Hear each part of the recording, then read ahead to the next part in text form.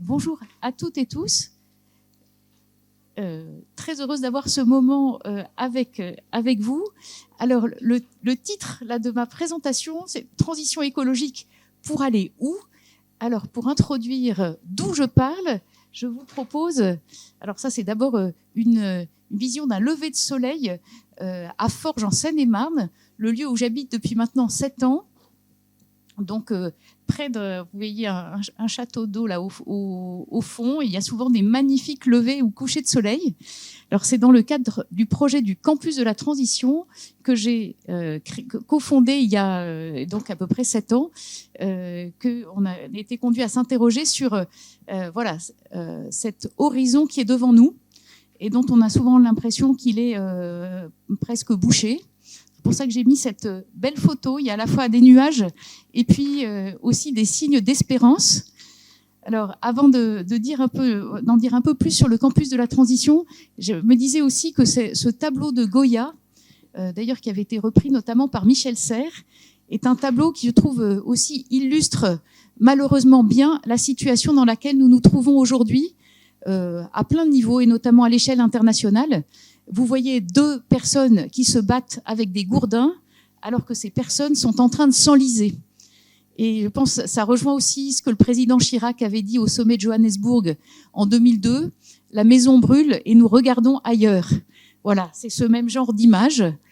Alors c'est à partir de là que, au campus de la transition, on essaye de vivre une aventure collective depuis donc plusieurs années, avec une ambition exorbitante. La raison d'être qu'on a formulée pour le campus, c'est former pour transformer l'enseignement supérieur et les responsables d'aujourd'hui et de demain pour une transition écologique et solidaire.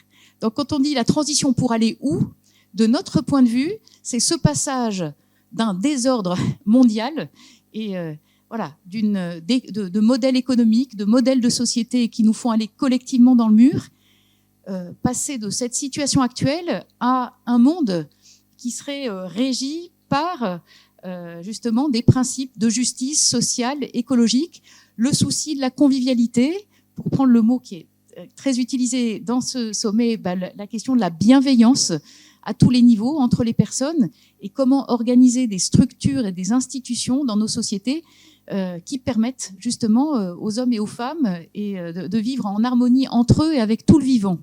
Et donc nous le faisons au campus avec une expérimentation dans un écolieu, éco-campus. Vous voyez ce château qui avait été mis à disposition de la congrégation à laquelle j'appartiens, parce que bon, le campus est un projet tout à fait laïque, mais il se trouve que depuis maintenant presque 34 ans, je suis religieuse dans une congrégation internationale qui travaille dans le domaine de l'éducation et du développement. Et c'est à ma congrégation qu'en 1949, le château de Forges, donc en Seine-et-Marne, avait été donné sous condition que ce soit un projet éducatif et social qui puisse s'y déployer. Et du coup, depuis 7 ans, je vis avec des jeunes qui sont pour la plupart pas du tout croyants. Le projet est vraiment laïque, mais on a la chance d'avoir le soutien d'une congrégation qui nous met à disposition gracieuse du projet ce château et ce domaine.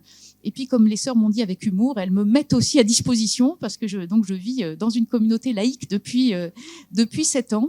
Et pour essayer de développer une vie collective, des expérimentations de ce que peut être une vie sobre et conviviale, donc en essayant de s'exercer à ce que veut dire du point de vue de la mobilité, de l'alimentation, du lien avec le territoire, de la gouvernance à une échelle locale et au niveau de l'association, comment essayer d'être le plus possible dans une logique certains appelleraient de santé globale entre nous et vis-à-vis de nos écosystèmes, à la fois au niveau très local et avec le souci d'échelle beaucoup plus large.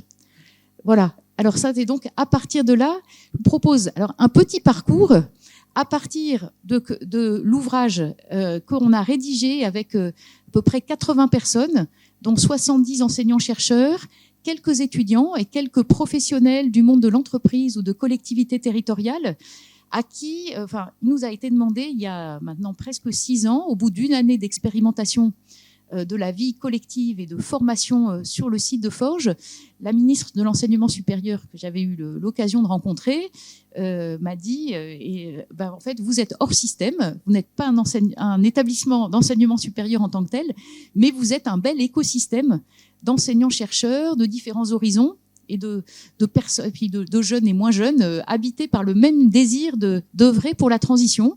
Et on nous a dit, voilà, allez-y, créez, concevez un socle commun de connaissances et compétences pour la transition.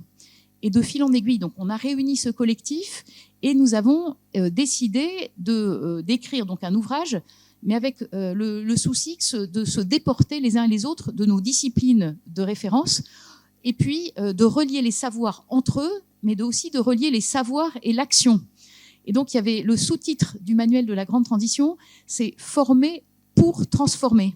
Donc, vraiment, cette idée du passage à l'action. Et on l'a fait à partir de 6 portes. C'est ce qu'on a appelé 6 portes, comme 6 terrains de questionnement, 6 portes d'entrée différentes et complémentaires dans les enjeux de transition. Et pour le faire, alors c'est pas pour être jargonnant, mais en fait, nous avons utilisé les mots grecs qui sont dans économie et écologie. Donc, je pense que pour certains d'entre vous, donc logos, oikos, nomos. Et puis, nous avons rajouté ethos, praxis et dynamis. Alors, je dis un mot de chacune de ces portes. Vous voyez, oikos, c'est comprendre et habiter un monde commun. C'est ce qui se passe dans notre maison commune. Oikos en grec, c'est la maison. Et donc, c'est lié aux enjeux aussi d'entrer dans une pensée complexe et systémique. Et puis, ethos, c'est la question de l'éthique et de la responsabilité des acteurs. Ça pose la question de la justice ou des injustices de nos sociétés et des manières de contribuer à plus de justice sociale et écologique dans nos institutions, là où nous nous trouvons à différentes échelles. Tout ça nous invite à repenser nos sociétés, nos manières de faire monde. Nomos, c'est donc tout ce qui a à voir avec les métriques, les instruments de mesure et d'évaluation que nous utilisons, la gouvernance. Donc, on va dire pour les entreprises, c'est aussi bien voilà, les KPIs qu'on va utiliser, la comptabilité, aujourd'hui tous les débats sur la CSRD, etc. Voilà, toutes ces normes diverses et variées et qui sont liées à une vision en termes de gouvernance aussi des entreprises. Et puis, logos, c'est aussi le constat que nous ne fonctionnons pas seulement à l'aide d'injonctions ou de règles du jeu à respecter. C'est que pour y aller ensemble, il nous faut travailler sur nos imaginaires, sur les mots que nous utilisons, sur les récits. Et donc, la porte logos, c'est vraiment celle qui a trait à une rationalité symbolique, on pourrait dire, et une pensée prospective. Et puis, la 5e porte, c'est praxis, la question très concrète de l'action, des acteurs, des échelles de l'action, et puis notamment la question de la violence. Et moi, je vis avec essentiellement des jeunes professionnels, dont un certain nombre militent dans des associations variées. Beaucoup étaient à Sainte-Soline, et c'est pas du tout des gens qui veulent utiliser des moyens violents. Ce sont des jeunes qui sont inquiets, extrêmement convaincus, très généreux, et puis qui se disent mais comment est-ce qu'on fait pour changer les choses. Alors, au campus, on aime bien parler de notre posture en disant que nous essayons d'être radicaux et non marginaux. Radicaux au sens de prendre les problèmes à la racine et non marginaux au sens où, précisément, il ne faut pas qu'il y ait au campus que des militants qui vont mettre de la peinture orange sur Matignon. Voilà. Il faut aussi qu'il y en ait qui soient de l'intérieur des grandes entreprises ou des ministères, etc., partout, dans toutes les institutions, qui soient des personnes convaincues et qui contribuent à essayer de faire bouger les lignes en reliant donc les échelles de l'action. Et puis l'apport dynamis, c'est se reconnecter à soi-même, aux autres, à la nature, au vivant, voire à plus grand que soi. Voilà, je viens d'entendre Hermès, j'ai oublié le nom de famille là, qui est Lama, qui partageait de son expérience. Et je dois dire que ça résonnait aussi beaucoup avec la conviction très profonde qu'il nous faut méditer, que la question de la transition intérieure est absolument clé pour réussir la transition aussi de nos institutions et de nos manières de faire monde. Voilà, alors à partir de là, je me suis dit que certains pouvaient être intéressés par la manière dont on a essayé de montrer comment les compétences liées aux 6 portes sont très cohérentes avec ce que l'UNESCO propose comme compétences pour un développement durable, avec ce que la conférence des grandes écoles et France Universités décrit comme ces compétences psychosociales relationnels, émotionnels, pour réaliser justement un développement durable de nos sociétés et favoriser une responsabilité des organisations. C'est très cohérent aussi avec les travaux de Peter Senge qui ont pas mal influencé la théorie U. Voilà. Et puis avec le référentiel Green Comp de l'Union européenne. Alors, je ne détaille pas, mais pour ceux que ça intéresse, je pourrais donner les slides.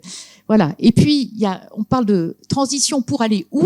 Et moi, il y a un cadre d'analyse qui m'a beaucoup plus servi depuis que je l'ai découvert quand j'ai passé 4 mois au Schumacher College en Angleterre, dans le Devon, dans une petite institution. Alors malheureusement, qui a dû fermer cette année, mais visiblement, d'après ce que me disait Satish Kumar cette semaine dans un courrier, Satish Kumar étant le fondateur du Schumacher College et quelqu'un qui est très marqué par l'inspiration de Gandhi et qui a contribué à développer ce lieu de formation à des enjeux systémiques, justement, en essayant de relier économie, écologie et spiritualité. Et moi, au Schumacher College, ont vraiment beaucoup aidé à se dire qu'il n'y avait pas l'équivalent en France et que ça valait la peine donc de créer le campus en essayant de la même manière et forcément un peu différemment de relier les mondes et de relier différentes dimensions de l'action. Et j'avais eu l'occasion de suivre 2 formations de Bill Sharp, qui est quelqu'un qui était le patron de la recherche du groupe HP, et puis qui pratiquait le bouddhisme et qui a proposé une méthode prospective qui est pas mal utilisée en Angleterre, cette approche des 3 horizons. Alors que moi-même, je l'ai transformée en parlant des 4 horizons, parce qu'au fur et à mesure des années là où je présente très souvent cette méthode ou cette approche pour aider à se projeter dans l'avenir, je me suis rendu compte que c'était important aussi de se projeter dans le passé, ou en tout cas d'être très conscient de nos enracinements passés. Alors je décris très rapidement cette approche qui est au fond assez intuitive. L'approche dite des 3 horizons, c'est déjà de se dire il y a H1, H2, H3.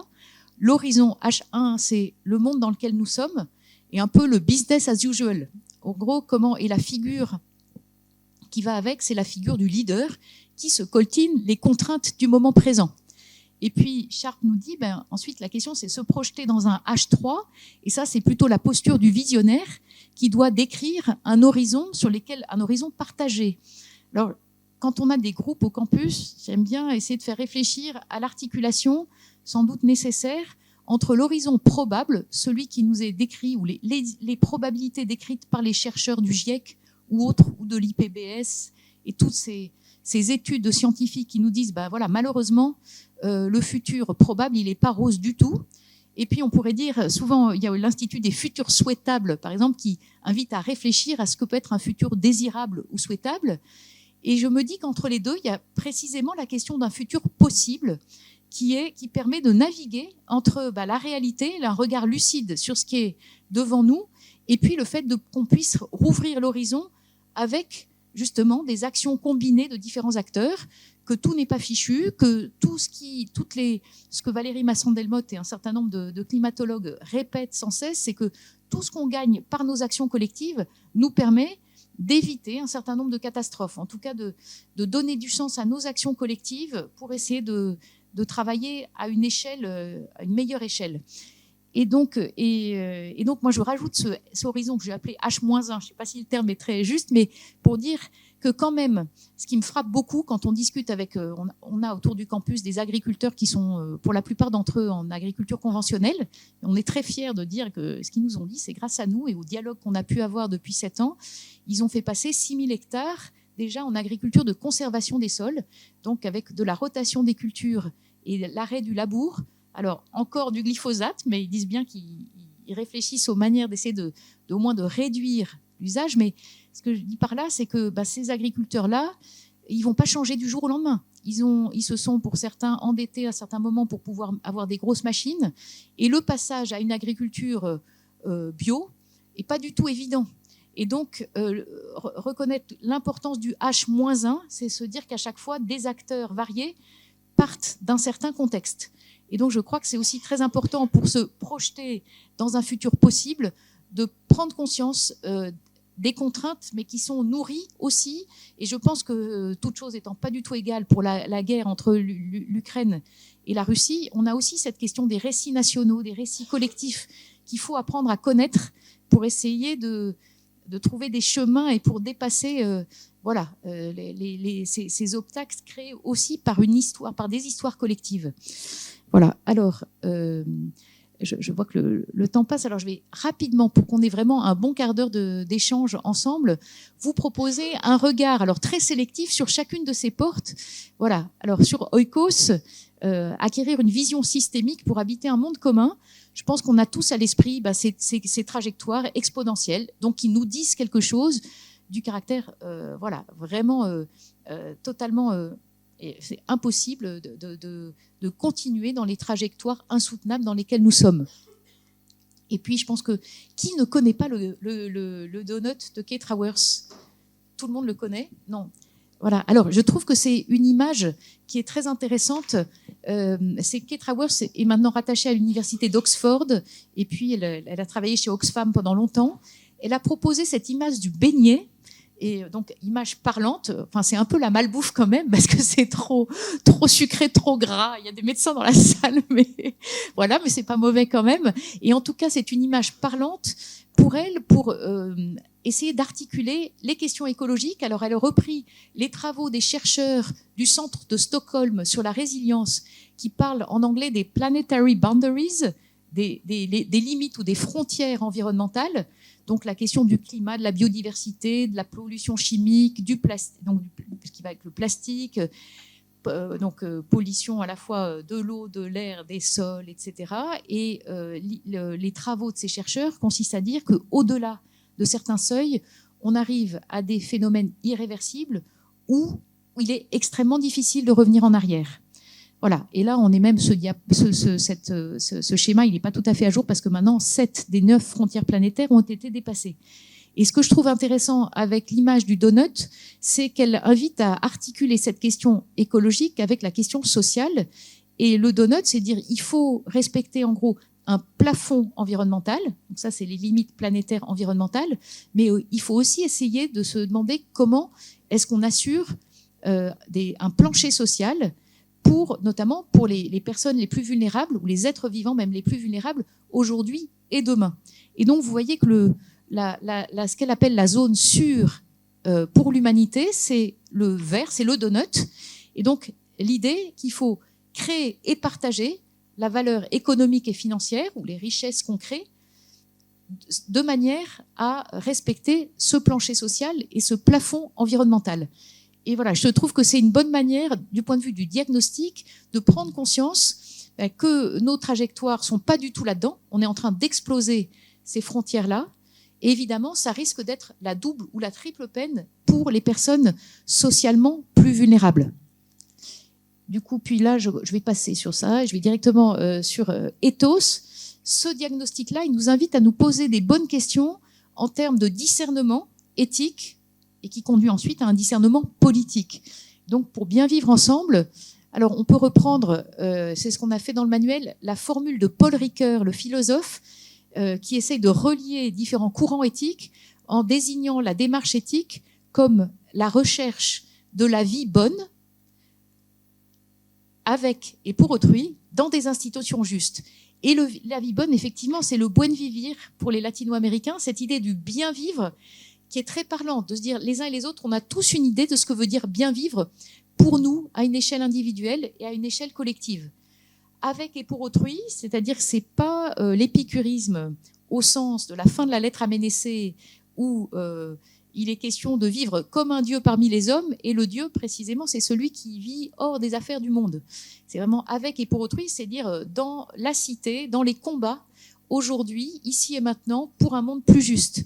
Et donc, dans des institutions justes, c'est aussi prendre conscience des injustices. Alors là, je trouve toujours ces diagrammes extrêmement parlants. C'est du rapport Piketty-Chancel sur et 16 sur les inégalités, qui est réactualisé régulièrement. Et vous voyez, les 10% les plus riches en Amérique du Nord, au Canada et aux États-Unis, ont une empreinte carbone de 73 tonnes par habitant et par an. Et puis, pour nous, en Europe, c'est à peu près 30 tonnes, donc les 10% les plus riches. Et puis, si je vais à la diapo suivante, et si vous regardez l'Afrique subsaharienne, en bas à droite, les 50% les plus pauvres en Afrique subsaharienne ont une empreinte carbone de 500 kilos, d'une demi-tonne par habitant et par an. Et voilà. Et je trouve, voilà, évidemment, ça dit quelque chose des frustrations de ce qu'on appelle aujourd'hui le Sud global à l'égard des effets des modes de vie insoutenables des plus riches, notamment dans les pays du Nord, mais à travers la planète entière, et de la nécessité de réfléchir en termes de justice à qui doit payer et voilà, selon quels critères. Et puis je mets ces photos parce que je trouve qu'elles illustrent, alors on pourrait en prendre plein d'autres, mais le cas de la filière textile-habillement, je trouve elle est extrêmement intéressante parce qu'elle relie plein de problèmes imbriqués les uns dans les autres et où on voit bien que c'est pas si facile de promouvoir une chaîne de valeur qui soit plus juste. Vous avez à gauche le drame du Rana Plaza, donc en 2013 au Bangladesh, où 1200 essentiellement des femmes couturières sont décédées dans l'effondrement des ateliers qui abritaient donc ces femmes qui cousaient les vêtements qu'on achète ensuite dans nos chaînes de grands magasins, que ce soit Benetton, Mango, Gap, H&M, etc. Et vous avez à droite des manifestations qui avaient eu lieu, mobilisation de collectifs citoyens, d'ONG en France devant nos grands magasins pour dire qu'en fait le salaire le plus bas, le salaire minimal dans ces pays ne correspond pas à un salaire décent pour les personnes et pour leurs familles. Et je donne souvent l'exemple d'un t-shirt ou de chemisier acheté 29 € dans nos grands magasins et seulement 18 centimes d'euros va à la couturière du Bangladesh. Donc ça dit quelque chose de ces chaînes de valeur mondiales, de la nécessité de réfléchir à la manière de créer et de partager plus durablement et plus équitablement les richesses. Et puis, on pourrait rajouter une photo d'une décharge au Ghana, le Ghana étant un des pays qui reçoit les vêtements dont une partie sont inutilisés. Et là, je vous redonne un chiffre hallucinant, c'est que chaque année, 130 milliards de vêtements sont fabriqués. Et sur ces 130 milliards de vêtements qui sont fabriqués, uniquement 100 milliards sont achetés. Donc, on a déjà 30 milliards qui sont fabriqués pour rien. Et quand on sait qu'il faut entre 7 000 et 10 000 litres d'eau pour fabriquer un jean, on voit bien que voilà, on est vraiment là proprement dans quelque chose qui est juste absurde. Et je pense et on sait qu'une sociologue américaine, il y a une dizaine d'années, avait publié une étude selon laquelle chaque Américain en moyenne achète 70 vêtements et 7 paires de chaussures par an. Et c'est 35 vêtements et 4 paires de chaussures en France. Mais très probablement, c'est en train d'être beaucoup plus avec Shine ou Shein, là, qui c'est presque les achats presque jetables de t-shirts qu'on achète 2 ou 3 euros. Voilà, donc tout ça dit quelque chose de la nécessité de réfléchir à des changements de normes à partir de ce constat éthique et en étant conscient qu'on a des responsabilités comme consommateurs, mais que le consommateur pauvre en France, il n'est pas également responsable, évidemment, que les consommateurs qui ont les moyens de demander des comptes à ces entreprises donneuses d'ordre en France. Ça nous conduit à Nomos.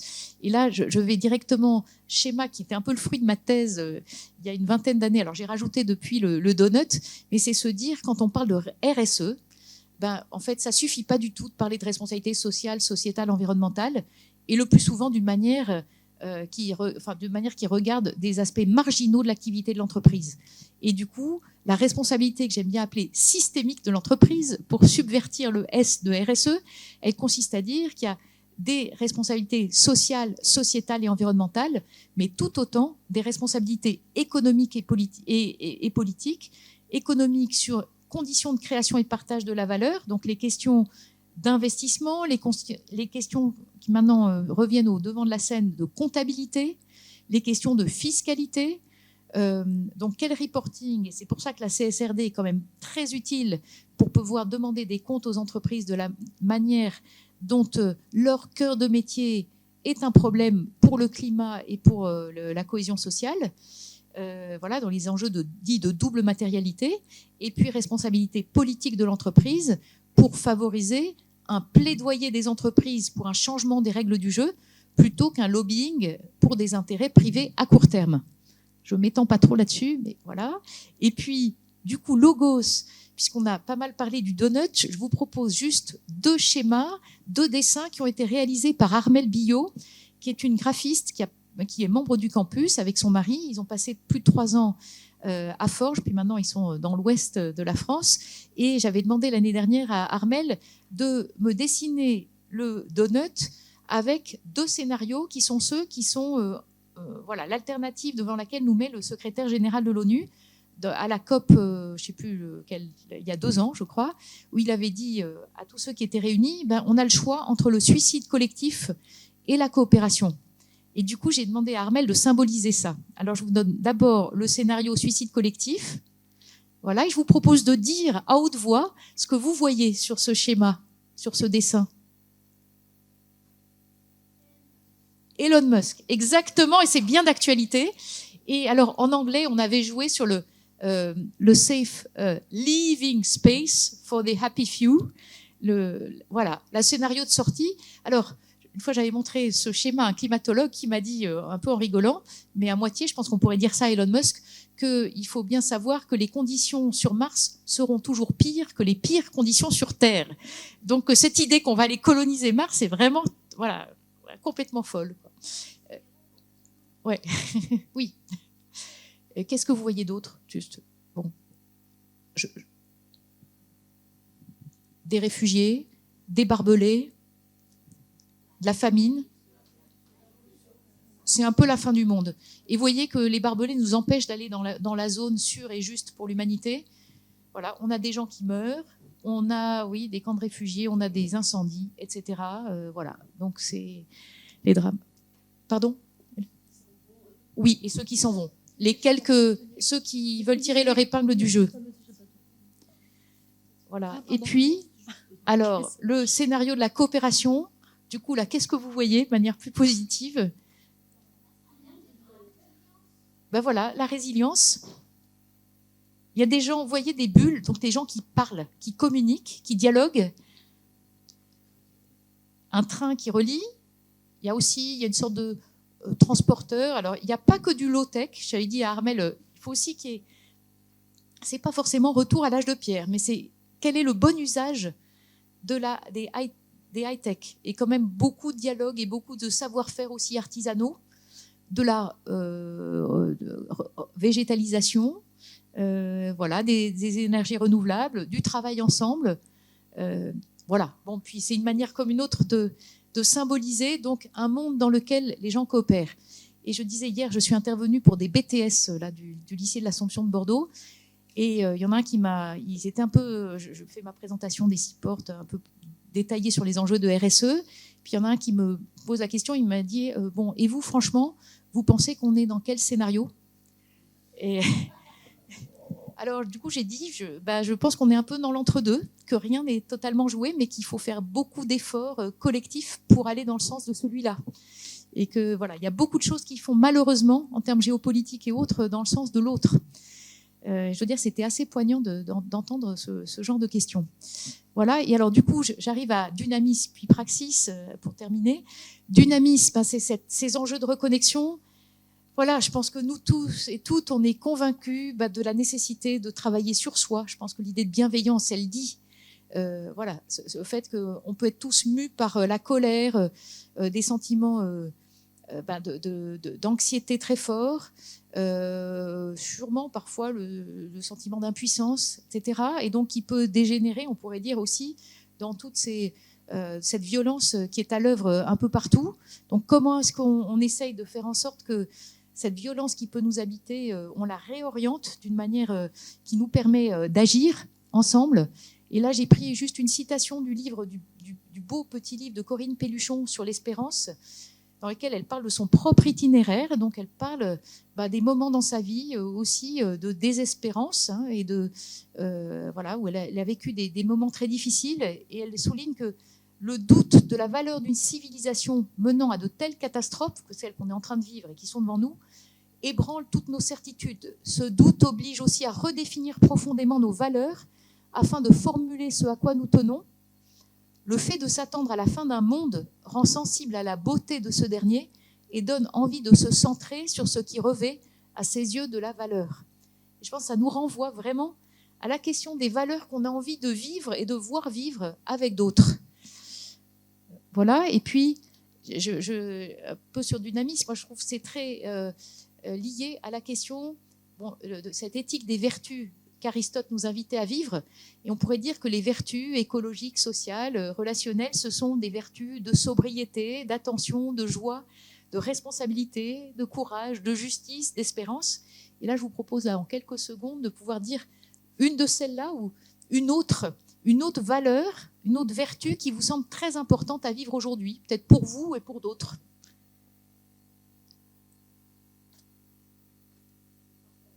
Partage.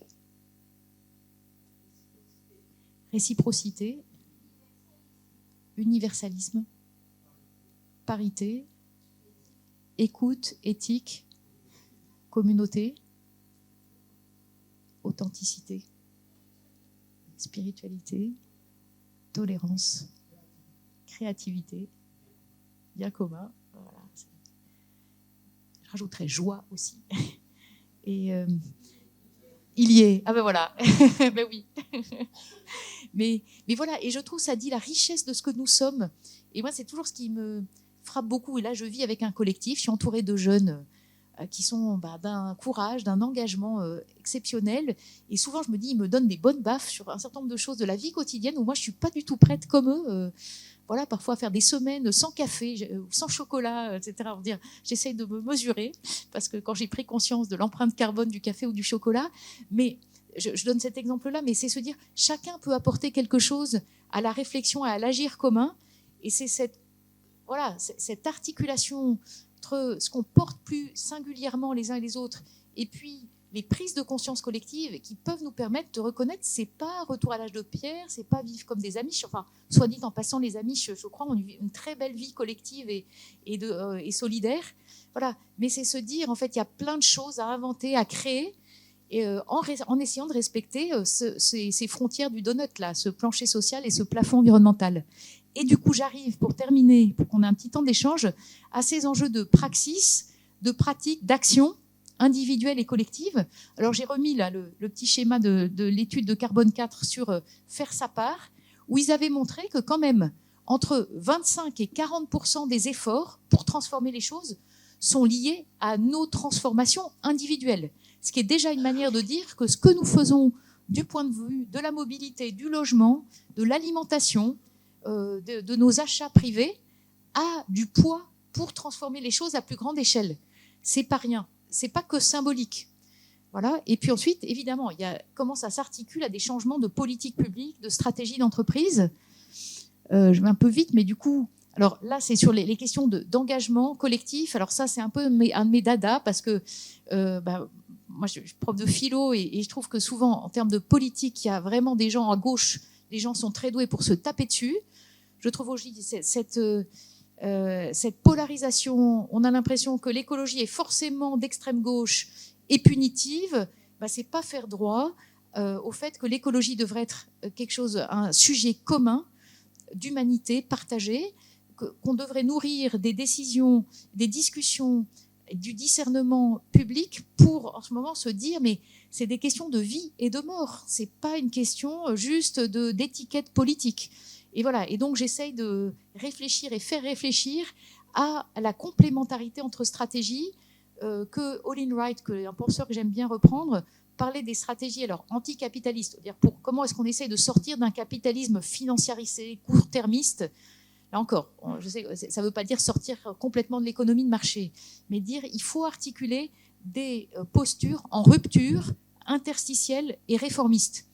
Et ça, je crois que c'est important d'essayer de se dire, il y en a qui vont illustrer davantage la posture H3 en rupture, de dire, voilà, vers quoi on est amené quand même à aller si on veut transformer l'essai, mais posture interstitielle, c'est dire comment on joue avec les marges, comment est-ce qu'on peut créer des choses un peu aux interstices. Par exemple, nous, au campus, en se disant, voilà, justement, on est plus agile qu'un établissement d'enseignement supérieur parce qu'on est tout petit. Et donc, on peut tester des pédagogies. Et puis, réformiste, il faut bien qu'il y ait dans les entreprises, y compris les grandes entreprises, au gouvernement, voilà, et dans toutes les grosses structures, des gens qui essayent de l'intérieur de faire bouger les choses. Et voilà, et ça nous conduit à se dire, au fond, derrière tout ça, il y a la question de la joie des liens et de ce que Patrick Vivray appelle à vivre en termes de culture de désaccord fécond, culture d'un dialogue exigeant qui nous permet de reconnaître que nous ne sommes pas tous d'accord, mais que nous pouvons peut-être nous mettre d'accord sur des fondamentaux justement liés au bien vivre et à des institutions plus justes.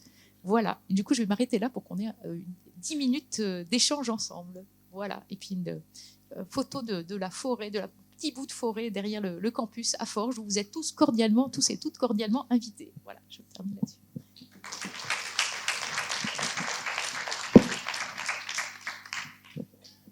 Voilà, alors il y a des questions. Je crois que quelqu'un est avec un micro.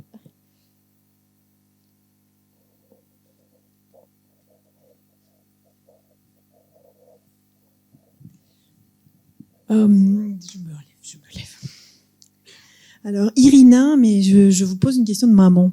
Ce matin, mon fils de 8 ans me dit maman, ça tombe très bien que je sois daltonien parce que comme ça, je peux pas être militaire et si jamais je deviens fou, on peut pas m'utiliser. Donc, moi, je dis mais reste un enfant pour l'instant, tout ça. Mais si vous voulez, je me dis mais pourquoi tu me dis ça et tout, puis j'arrive à comprendre que c'est de l'anxiété. Parce que la planète va exploser, maman. Puis il a 8 ans, quoi. Je me dis, mais... J'ai raté un truc. Je l'ai vécu comme un ratage de cultiver l'espoir. Donc vous incarnez pas mal d'espoir, n'empêche, depuis tout à l'heure pour moi, et je me dis, elle vit un campus avec des jeunes, c'est génial. Comment vous gardez l'espoir quand même? Exactement. Et je pense, moi, alors j'ai coécrit un livre sur la dimension plus spirituelle de ça, qui s'adresse en premier lieu aux chrétiens, parce que je pense qu'il y a un certain nombre de chrétiens qui ont besoin de bouger sur ces sujets, mais aussi aux personnes non croyantes, croyantes différemment que parfois chrétiennes. Un ouvrage qui s'intitule « Rouvrir l'horizon », manifeste d'espérance engagée face aux effondrements. Et en fait, alors, je l'ai écrit avec Xavier de Bénazet, qui est un jésuite, qui a passé 2 ans au campus. Et donc, c'est avec lui qu'on a créé la vie communautaire. Au campus, on était les 2 seuls religieux. Et en fait, on s'est dit, quand on a commencé à écrire l'ouvrage, que finalement, ce qui nous frappait, c'est que pour nourrir l'espérance, on avait besoin de s'engager très concrètement, de faire. Et moi, et inversement, aussi, voilà, le fait qu'on se reconnaît, nous, dans une dynamique, alors comme chrétiens, on se dit, c'est Jésus-Christ qui nous sauve, c'est pas nous les sauveurs, que ça vient d'autres et que nous, on peut faire notre part, c'est aussi l'image du colibri ou autre, relié à d'autres et de manière stratégique et la plus intelligente possible, mais qu'in fine, voilà, on fait ce qu'on peut, mais déjà d'être en mouvement, de se mettre en mouvement ensemble, ça donne énormément de sens. Et on avait repris comme triptyque, parce un triptyque qu'on peut prendre sous l'angle, alors les figures chrétiennes, c'est prêtre ou prêtresse, prophète, prophétesse, roi ou reine, ça j'aime bien le dire, parce qu'on est tous comme baptisés prêtre ou prêtresse, prophète ou prophétesse ou roi ou reine, alors c'est pour ruer un peu dans les brancards de notre église quand même bien patriarcale, voilà déjà, et en se disant, c'est ces attitudes-là dans un registre non croyant, c'est l'attitude du méditant ou contemplatif, ce qu'on vient d'entendre tout à l'heure dans la bouche de Hermès, c'est la posture du militant aussi, de la personne qui essaye l'attitude du prophète aussi, c'est celui le visionnaire dans le H3. Et puis, roi ou reine, c'est aussi le leader, celui qui quand même doit se coltiner les contraintes du moment présent, ce qui correspond aussi à ce que Max Weber appelait l'éthique de responsabilité, en étant conscient qu'on ne peut pas supposer que tout le monde va être animé des mêmes bonnes intentions. Ce qui veut dire beaucoup de choses en termes de géopolitique et de lucidité aussi politique, je pense. Mais du coup, je trouve que d'essayer de nourrir ces attitudes et de se dire, selon les moments de la vie, selon nos sensibilités, on va être plutôt... Il y a aussi des profils psychologiques au campus. Parfois, nous, on a j'avais découvert, je ne sais plus comment ça s'appelle, là, le Processcom, là, où il y a les profils de travaillomane persévérant. Et puis, il y a les profils des rêveurs rebelles. Alors, eux, du coup, qui ruent dans les brancards tout le temps. Puis, il y a ceux qui essayent de tracer les choses autrement. Et puis, on voit bien qu'on peut se friter beaucoup et qu'au fond, de se dire on est complémentaires, mais il y a des lignes de fond intérieures qu'on peut essayer de cultiver. Et puis en faisant concrètement, et donc au campus, du coup, oui, on est dans un château peu chauffé parce qu'on n'a pas les moyens et on n'a pas envie de chauffer trop, mais on se dit, on va chauffer un peu plus quand il y a des groupes qui viennent, parce qu'il ne faut pas qu'on apparaisse comme des gens totalement allumés, et puis il faut que pour les personnes plus âgées, ça soit aussi tenable. Mais et en fait, du coup, les premières années où on était vraiment dans un château, on ne voulait pas utiliser le fioul, et donc on n'avait vraiment pas chaud. Alors on avait beaucoup de gâteaux, et puis on chauffait les corps, ce qu'on continue à faire, plutôt que les espaces. Et il y avait une telle convivialité, que tous les bénévoles qui venaient, dans le livre d'or, il disait, mais en fait, on a gagné en chaleur humaine, voilà, ce qui existait moins en termes de chaleur du thermostat. Et ça, je pense que vraiment, il y a plein de choses à faire. Enfin, c'est toute la question de l'engagement, finalement, et se dire, on a tous des dons à mettre un peu au service et des choses à toute petite échelle qu'on peut faire ensemble et qui nous permettent de nous aider à sortir un peu de cette anxiété. Et après, effectivement, moi, je discutais là avant mon intervention auprès des BTS là, au lycée avec une sœur qui est prof et elle avait eu sur la génération alpha, là, c'est 13-14 ans, mais même avant. Et elle me disait que elle, quand elle traverse la cour du primaire, mais c'était exactement ce que vous décrivez. Elle disait, ça fait peur de voir des enfants et en plus et puis parfois un peu violents dans leur prise de parole.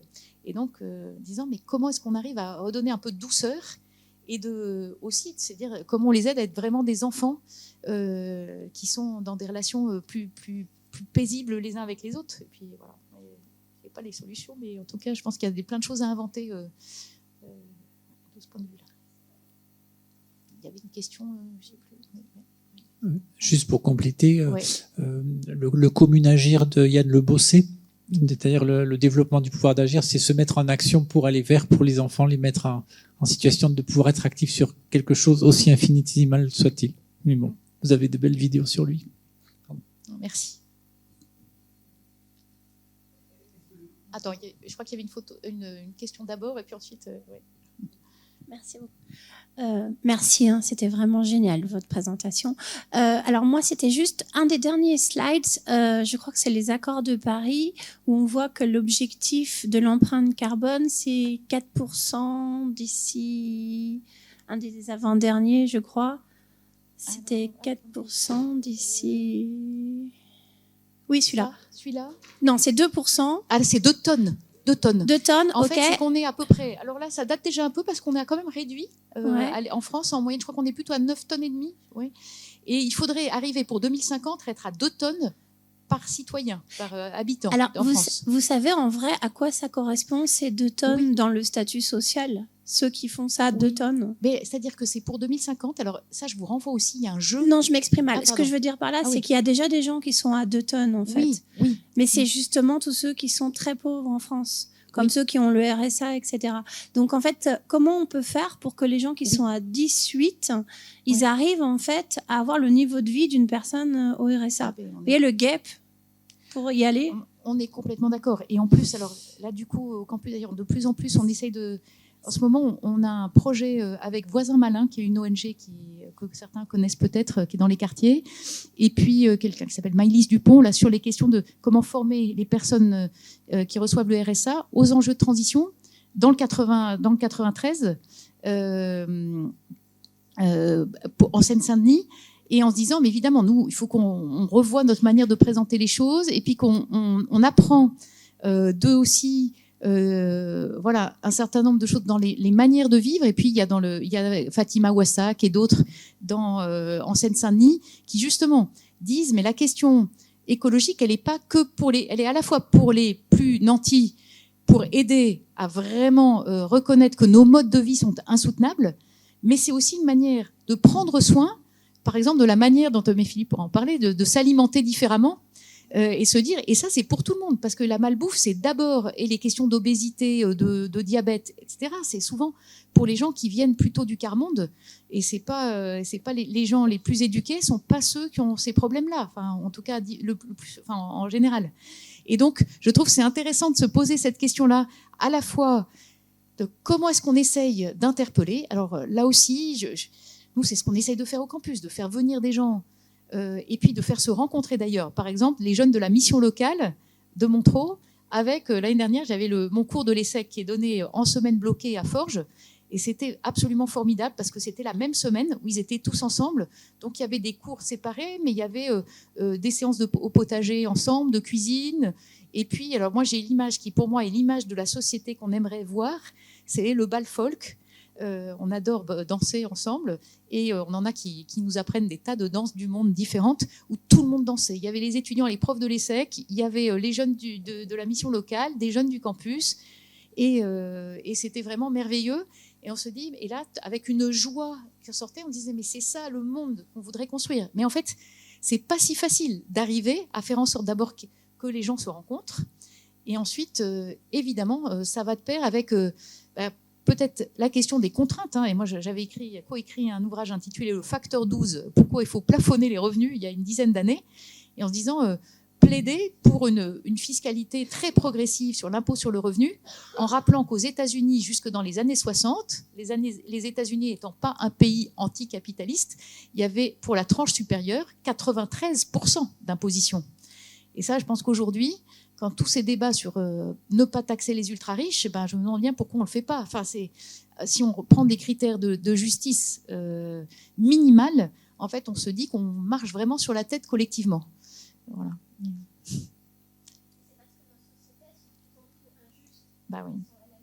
Bah oui. Bah oui. Bah oui. Et puis il y a encore une question pour terminer. Ouais.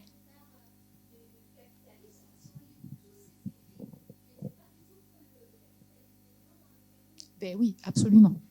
Absolument. Et un autre penseur libéral que j'aime beaucoup, qui est John Stuart Mill.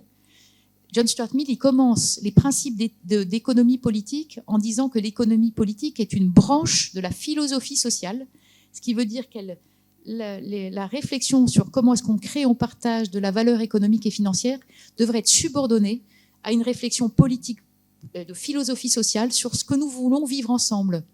Et c'est aussi Stuart Mill qui part de l'état stationnaire de l'humanité comme étant en fait ce vers quoi il faut aller, en disant assurer des minima, mais en disant ensuite état stationnaire, ça rejoint les débats croissance-décroissance, c'est comment on fait pour vivre bien avec moins et de manière plus simple. Marc, oui, on sait bien que tout ça est très long, que l'éveil de conscience prend du temps. Et est-ce que les étudiants qui sont formés depuis 7 ans maintenant reviennent en disant, parce que ce sont des gens, des décideurs en tout cas, peut-être pas à niveau N, mais à niveau N-1, est-ce qu'ils disent que les entreprises ou les institutions dans lesquelles ils travaillent commencent à se transformer au-delà des greenwashing habituels? Oui. Alors c'est ça qui est un peu difficile parce qu'on peut voir toujours le verre à moitié vide, à moitié plein. Moi, j'ai des amis avec qui je travaille sur des sujets qui sont dans des grands groupes depuis 25 ou 30 ans et qui me disent qu'ils trouvent que là, en ce moment, il y a un recul sur un certain nombre de sujets et que dans certains grands groupes, notamment de biens de grande consommation, on ne quitte pas le vocabulaire de la croissance. Et ce qui est étonnant, c'est que par ailleurs, les mêmes grands groupes, ils vont quand même signer, y compris Pouyanné l'année dernière, le rapport de EPE, Entreprise pour l'environnement, dans lequel étape 2030 pour la transition écologique, dans lequel ils vont reconnaître le donut, la nécessité d'une économie du donut et la nécessité de la sobriété et d'une gouvernance de la sobriété. Et donc, moi, je trouve qu'au campus, on voit les deux publics. On voit à la fois, on a plutôt des gens convaincus qui viennent nous rejoindre, qui essayent d'être stratèges ensuite. On essaye de former aussi beaucoup de formateurs, de gens de direction d'établissements d'enseignement supérieur, d'enseignants-chercheurs, pour qu'eux puissent déformater dans les écoles de commerce, les écoles d'ingénieurs. Moi, je suis quand même frappée la semaine dernière. Je suis dans le conseil scientifique d'Audencia sur les questions de sustainability. Et je dois dire, j'étais frappée 3 heures avec le directeur d'Audencia. Quand on voit, en tout cas, lui, pas du tout greenwashing sur les énormes problèmes que représente l'IA aujourd'hui, l'empreinte carbone de l'IA, parce que ça, dans les sujets qui fâchent, c'est quand même ça. C'est très difficile de s'en passer. Je pense aujourd'hui impossible, mais on est quand même là aussi dans les trajectoires. Alors là, exponentielles, mais c'est dément. Et donc se dire, voilà, je crois que c'est la fin, mais on voit, je pense moi, qu'il y a de plus en plus de gens, y compris à l'intérieur des grosses structures, qui voient le problème, y compris les sherpas des patrons, etc. Et puis on a quand même une résistance très forte. Et je me dis, là, malheureusement, la donne géopolitique ne nous aide pas. Mais donc la question, c'est comment créer ces alliances multi-acteurs et essayer de faire en sorte qu'il y ait du plaidoyer au bon niveau. Et c'est pour ça que moi, j'aime bien parler de responsabilité politique des dirigeants des entreprises. C'est que si les dirigeants ne se mouillent pas pour dire on n'arrivera pas si on ne change pas les règles du jeu global. Donc d'où les enjeux quand même CSR2, CSRD, double matérialité, fiscalité, normes comptables. Et ça en disant comment est-ce qu'on crée ces dynamiques au niveau le plus élevé. Voilà, ça. J'en reste là.